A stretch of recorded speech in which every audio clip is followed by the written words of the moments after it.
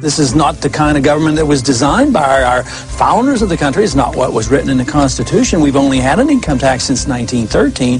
But if you want a welfare state, and if you want to police the world and pay for the defense of Japan and Germany, send foreign aid to the Soviet Union, you not only need the income tax, you need the Federal Reserve to print up the money when the deficit is accumulated. So we think the government should be much smaller. During the next decade, the American people will become poorer and less free, while they become more dependent on the government for economic security. This country is in the middle of a recession for a lot of people. Michigan knows about it. Poor people know about it. The middle class knows about it. Wall Street doesn't know about it. Washington, D.C. doesn't know about it. But it's because of the monetary system and the excessive spending. It's no joke. He is America's last true statesman, and he has actually been saying the same thing for the past 30 years about what our federal government needs to do to serve the people. That is, namely, follow the Constitution. The Federal Reserve credit created during the last 8 months has not stimulated economic growth in technology or the industrial section. But a lot of it ended up in the expanding real estate bubble. This too will burst, as all bubbles do. How could it be that you knew this on the banking committee in 2003 and nobody else did until after the collapse?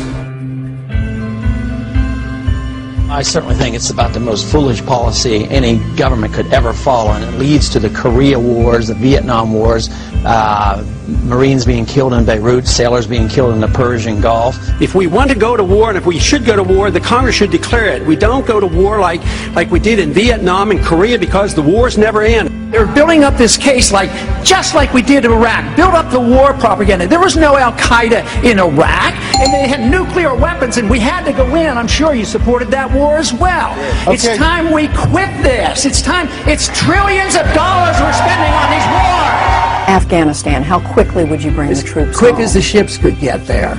It really says a lot that the politically aware people in the military, those that are paying attention and engaged in the political process, are supporting someone who advocates an immediate withdrawal.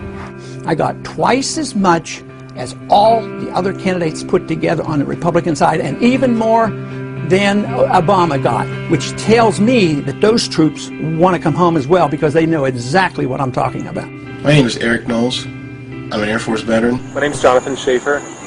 I spent 6 years in the Navy. Hello, my name is Tony Marek. I served in the Army for 8 years. I'm Al Schlegel. I'm an 8-year Air Force veteran. Hi, my name is John Jones, and I'm a U.S. Air Force veteran. I have a cousin who's in the Marine Corps. He spent 18 months over in Iraq. A war based on a lie. There's great reason to have hope for Ron Paul's candidacy, as he's the only veteran in the Republican primary right now, the only representative in Congress that takes his oath to the Constitution and the rule of law seriously. You sign up for the military and you sign the dotted line. You're there to defend America and the Constitution, and Ron Paul is the only person that's been doing that for a while now. I support Ron Paul because I believe he's the only candidate with the fortitude to actually stand by the Constitution. I took an oath to support and defend the Constitution, and he is the only elected representative that actually takes his oath seriously. I think he's dead on when he talks about the Federal Reserve System. It's only because the government is able to print money to pay for the war that we're able to stay at war.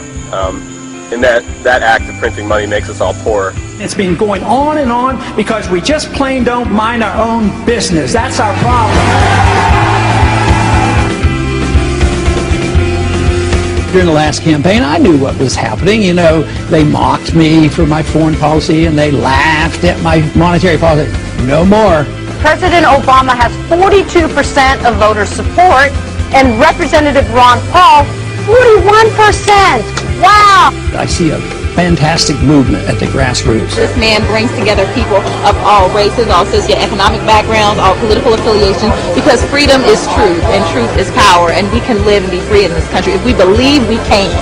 What's appealing about him overall is that he is intellectually honest, and that he obviously has a lot of integrity. Ron Paul is at least not a pander, he's sincere. The reason people are worked up about Ron Paul is because they sense that he's genuine, that he's not a sellout that he's not taking money to espouse certain positions like 99% of other politicians. The one guy in the field, agree with him or don't agree with him, who doesn't go out of his way to regurgitate talking points or change what he believes to fit the audience he's in front of. You served, as you said, 20 years in Congress, but you're not going to take a congressional pension. Right.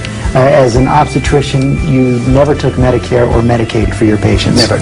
I'm personally endorsing Ron Paul for President of the United States for 2012. Because a lot of stuff he says makes perfect sense. Mainstream is moving in the direction that I have been talking about for a long time. And everything he has said has been truth. And a lot of stuff Obama has said has been lies. I will promise you this, that if we have not gotten our troops out by the time I am president, it is the first thing I will do. I will get our troops home. We will bring an end to this war.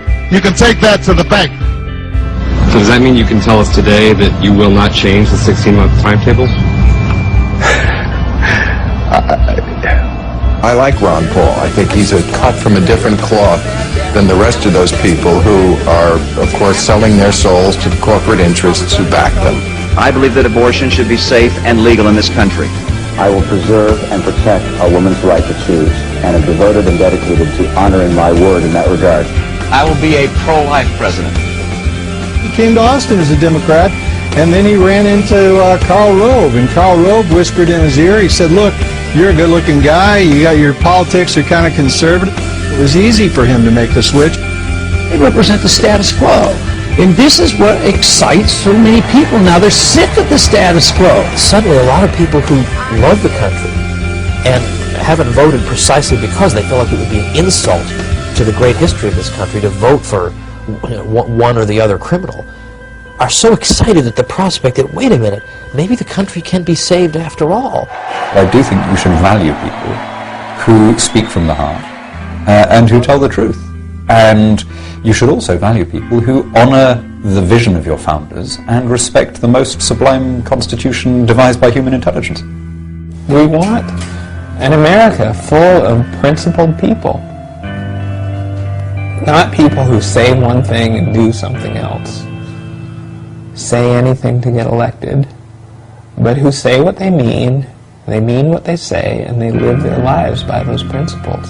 Ron Paul has been consistent for more than 30 years, and he's been absolutely right about the most important issues facing this country today, which means that when he's elected, we can trust that he'll actually do what he says he's going to do, and that what he does is actually going to work. This country is in a revolution. They're sick and tired of what they're getting, and I happen to be lucky enough to be part of it. Don't get involved in these wars. Just bring our troops home.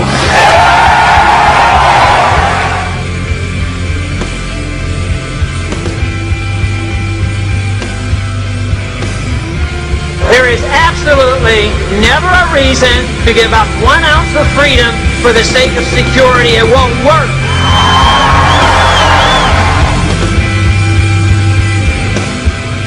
There is no authority in the Constitution authorizing a central bank, which means there should be no Federal Reserve System.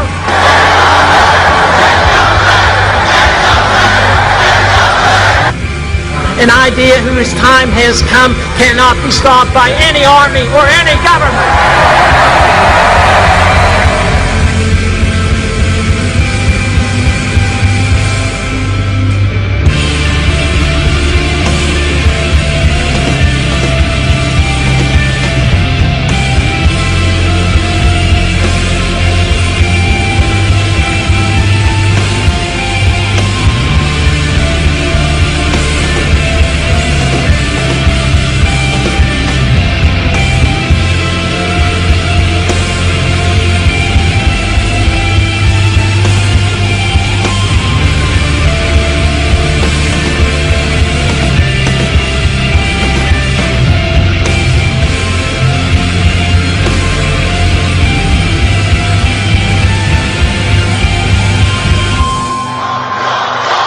I've been in politics for 35 years. My cause has been the cause of liberty.